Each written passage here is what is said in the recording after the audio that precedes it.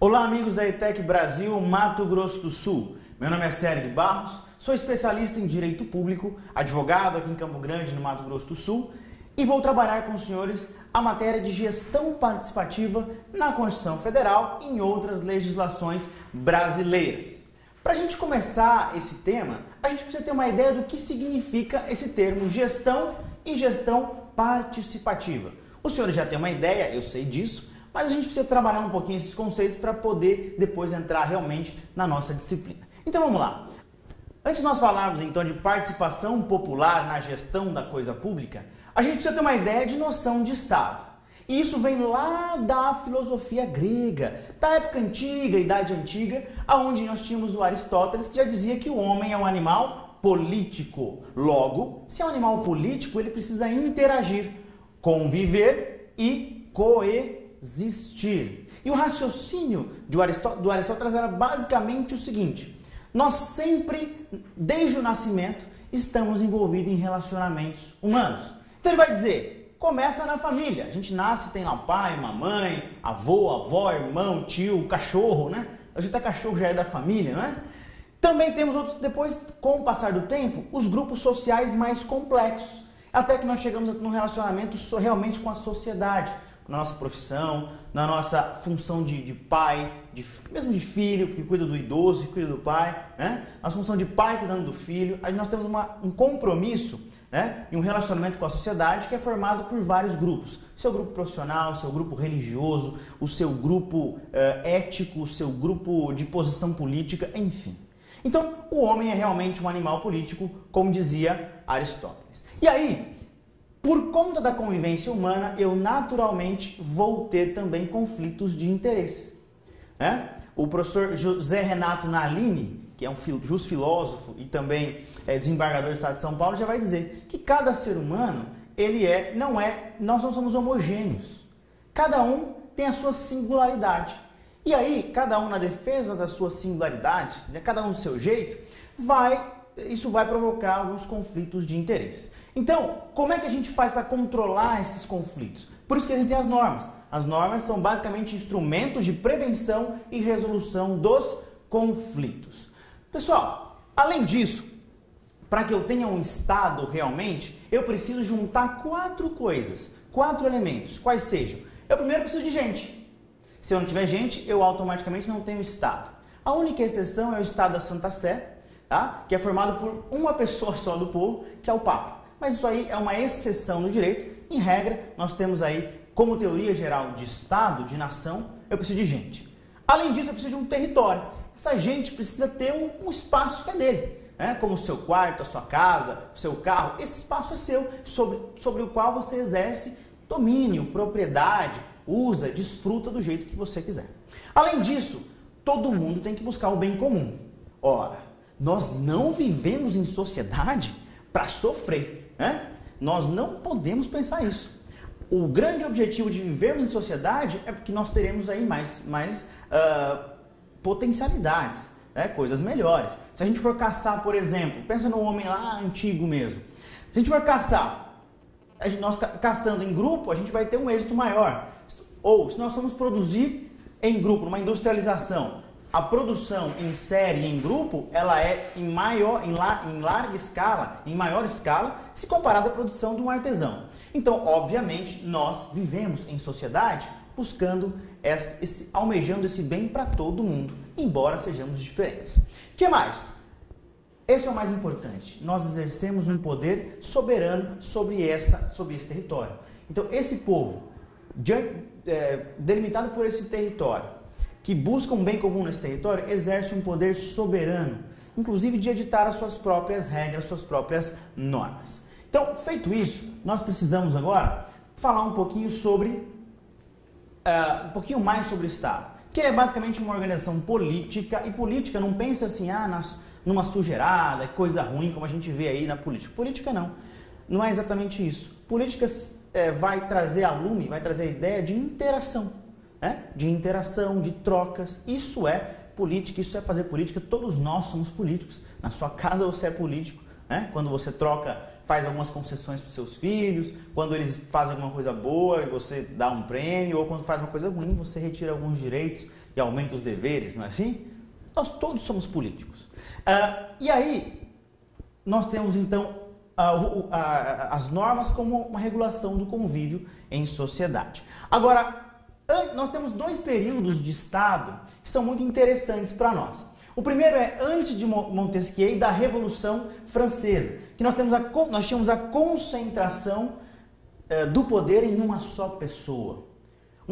Tem um rei que ele era alguém assim, que eu posso chamar de estereótipo do absolutismo, que era o rei Luís XIV. Ele dizia, o Estado sou eu. Vocês reclamam aí que as leis são ruins, que as coisas não funcionam, que tudo não funciona, mas o Estado sou eu. Fica quieto, fica na sua, que sou eu quem mando aqui.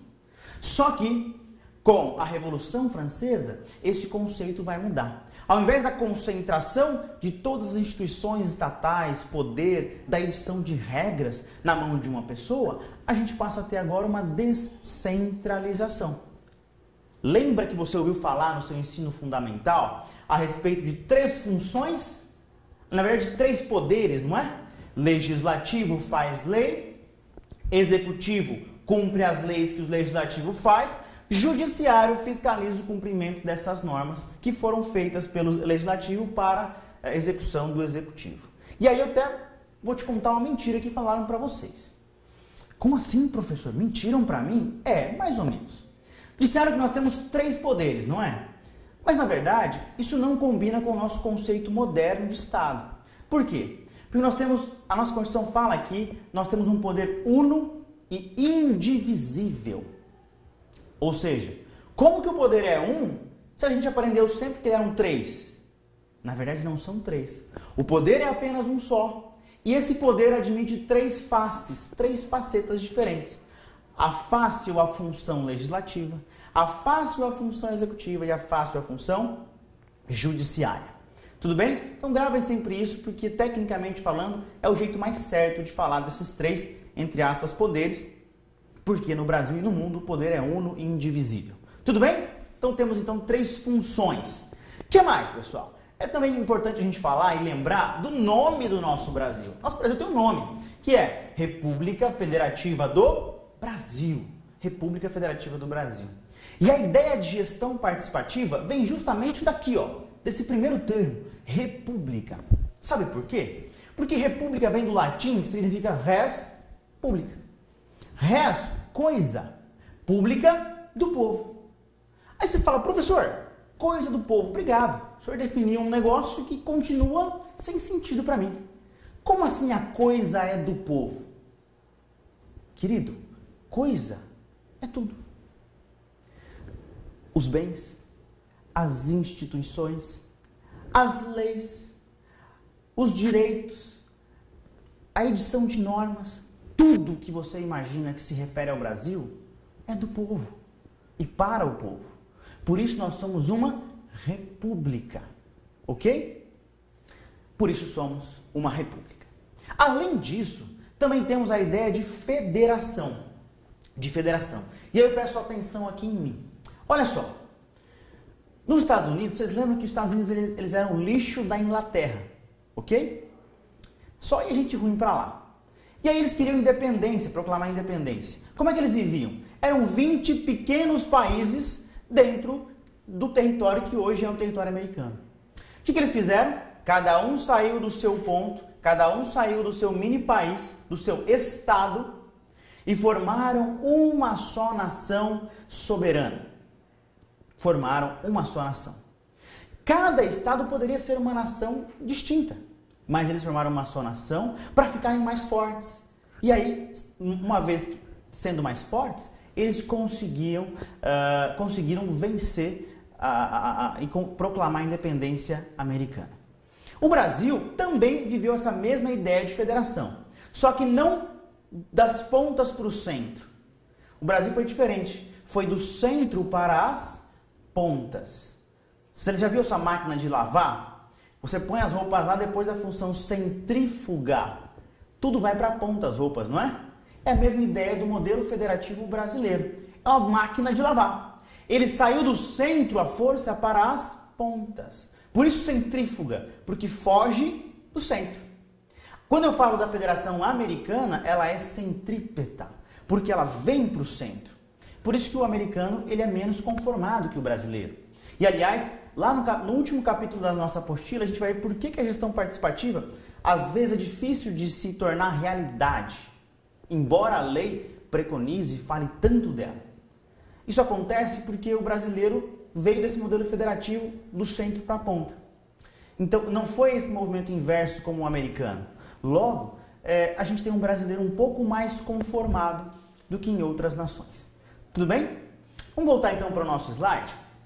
E aí, só para lembrar que no Brasil, basicamente, nós temos uma cópia adaptada do sistema americano, tá? Onde cada estado poderia ser uma nação, mas eles abrem mão da sua soberania de ditar as regras que quiserem para formarem uma só nação. E aí nós temos 27 estados da federação mais Distrito Federal. Todos eles que se sujeitam a uma Constituição. E aí eles têm, ao invés de soberania, eles têm autonomia. Eles têm uma certa liberdade, todos nós temos liberdade, por exemplo, ICMS. ICMS é um tributo estadual. Você tem uma liberdade de 2 a 5% de instituir a alíquota que você quiser. Tá? E você coloca o que você quiser do ISS. 2 a 5%. Você põe o que você quiser. Há uma liberdade, mas não há uma soberania. Há uma autonomia, mas não soberania. Tudo bem? O que mais a gente precisa trabalhar? Que no Brasil nós temos uma república onde a coisa é do povo, onde o povo é dono de tudo, mas ela é democrática, representativa e presidencialista. Ou seja, o povo governa pelo representante, tá? E nós temos aí o chefe do executivo, que ele é eleito dentre os cidadãos. Ele é eleito pelos cidadãos ele é um dos cidadãos. Olha que interessante falar. A gente brinca e fala que a Inglaterra, por exemplo, é o máximo em termos de ética, em termos de uma série de questões, realmente eles são muito melhores que a gente, que os Estados Unidos são melhores, é um país, uma nação melhor que a nossa, com certeza. Mas em termos de democracia, o seu voto e o meu voto como cidadão tem mais valor do que o voto de um americano. Por quê? Porque lá nós temos a democracia indireta. Você vota para delegados de área e estes vão escolher o chefe do executivo. No nosso caso, não.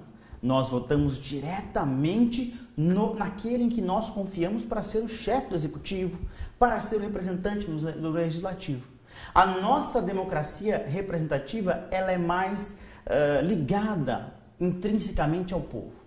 Então, nós temos aí coisas muito melhores do que ele, pelo menos no aspecto da lei. Agora é óbvio que a gente precisa melhorar e pode melhorar muita coisa com relação à nossa atitude e com relação à própria legislação brasileira. O que mais a gente precisa tratar? Que o Brasil é um Estado de Direito, ou seja, ele preza pela legalidade, pela justiça e pela igualdade material. Professor, como assim legalidade? Significa dizer que ninguém é obrigado a fazer ou deixar de fazer algo senão em virtude de lei.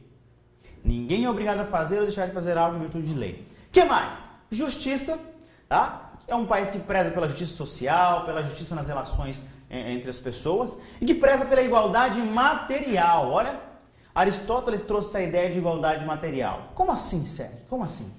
A ideia é a seguinte: tratar igualmente os iguais e desigualmente os desiguais na medida de suas desigualdades. Você nunca viu o poder público gastando um dinheiro seu e meu para fazer acessibilidade em calçadas e em outros lugares? Olha que interessante. Pega um dinheiro de todo mundo para aplicar para um certo nicho, um grupo de pessoas que precisam daquela acessibilidade. Agora, pegou um dinheiro meu para fazer uma coisa que eu não preciso, não é? Exatamente. Eu não preciso, mas há alguém que precisa e esse alguém vai receber mais vantagens para que eu possa igualar a situação e tanto eu quanto um cadeirante possa se locomover pela cidade, acessar os órgãos públicos e privados. Isso é igualdade material, ok? Então é basicamente isso que o Estado brasileiro preza, pela justiça, legalidade e igualdade material. Uma outra coisa que nós precisamos tratar ainda nessa introdução são os tipos ou modelos de Estado que a gente veio percebendo com o passar do tempo. Então, olha só, primeira coisa é que nós sempre tínhamos, antigamente, um Estado geralmente democrático ou ditatorial, tá? Democrático ou ditatorial. Atualmente, nós temos a ideia de Estado contemporâneo ou Estado gerencial, tá? A gente vai ver isso aí, que tem tudo a ver com gestão participativa. Mas nem sempre foi assim. Nem sempre tínhamos um país democrático. Antigamente, nós tínhamos um país, como nós falamos, absolutista, que era exatamente, tinha a ideia de poder concentrado num monarca. Com a Revolução Francesa, vem a ideia do Estado liberal, ou seja, Estado mínimo, onde a iniciativa privada que tem dinheiro oferece os serviços públicos. Como assim? Olha só, veio a burguesia falando assim, Estado, deixa comigo, eu tenho dinheiro, eu tenho condições de oferecer os serviços públicos. Você não precisa fazer nada, por isso Estado liberal. Tudo bem? Então, por exemplo, quem fornece saúde? A iniciativa privada. Quem fornece educação? Iniciativa privada. Esse curso que os senhores estão tendo a oportunidade não seria oferecido jamais de modo gratuito, muito menos por um setor governamental como nós temos aqui.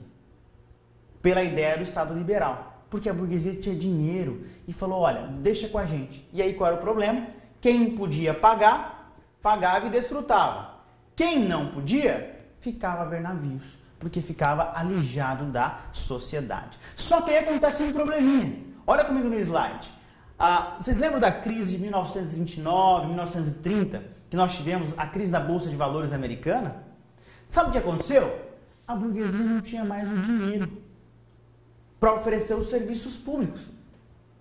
Então, surge a ideia do tipo de Estado chamado bem-estar social. Então, veja, a crise econômica, e aí faz com que o Estado seja chamado a atender às necessidades básicas como saúde, educação, habitação, transporte e geração de empregos. O que estava na mão da burguesia, agora a burguesia não dava conta de prover nem para o pobre, que ela fazia mais ou menos, nem para o rico, que ela fazia para ele mesmo. Não dava mais, não tinha dinheiro. Então volta a aparecer o Estado tentando prover todas as coisas, tá? Então você percebe, por exemplo, que antigamente aqui no Mato Grosso do Sul nós tínhamos a telefonia concentrada na mão da Telemes, que era uma empresa estatal, pública.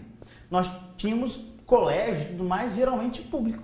Todos os colégios públicos eram os tops de linha no assunto educação. Só que, com o passar do tempo, a economia se restabeleceu, as coisas voltaram para o seu lugar e surge então o Estado neoliberal.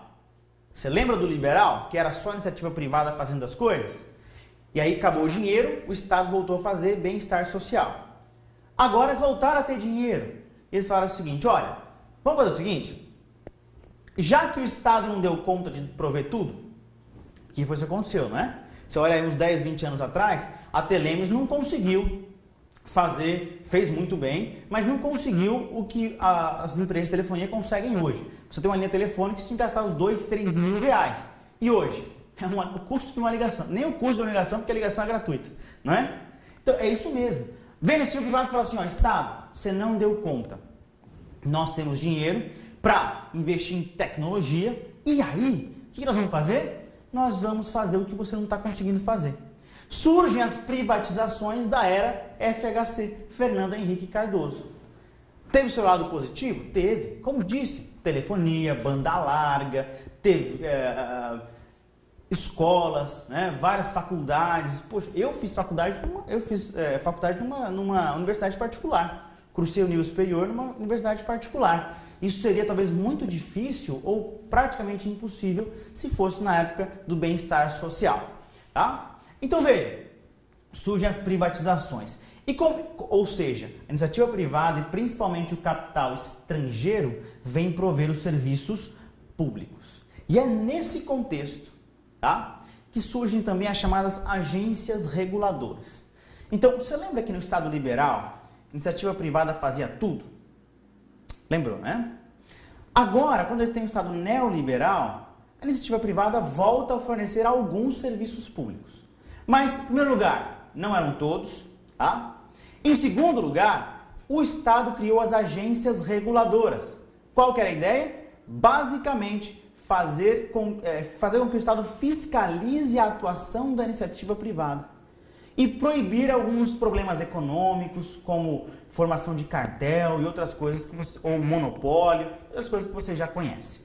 Então veja, surge a ideia do Estado neoliberal e nesse espírito de Estado neoliberal surge a ideia do Estado gerencial, principalmente com a emenda constitucional 19 de 98, ou seja, 10 anos depois da nova Constituição, vem essa ideia de Estado gerencial, aonde o Estado vai intervir, tá? E ele vai buscar, olha que interessante, não só cumprir a lei, não só prestar serviços públicos, não só atender a população, mas principalmente fazer mais por menos e cumprir a lei da maneira menos gravosa e mais eficiente. Então, ou seja, mais eficiência, menos custos. Tá? São ideias de gestão de empresas que foram adaptadas para a gestão da coisa pública. E aí nasce então a ideia de participação popular.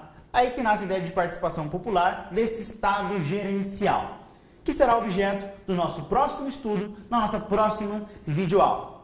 Toma um cafezinho rapidinho lá e volta para cá para a gente continuar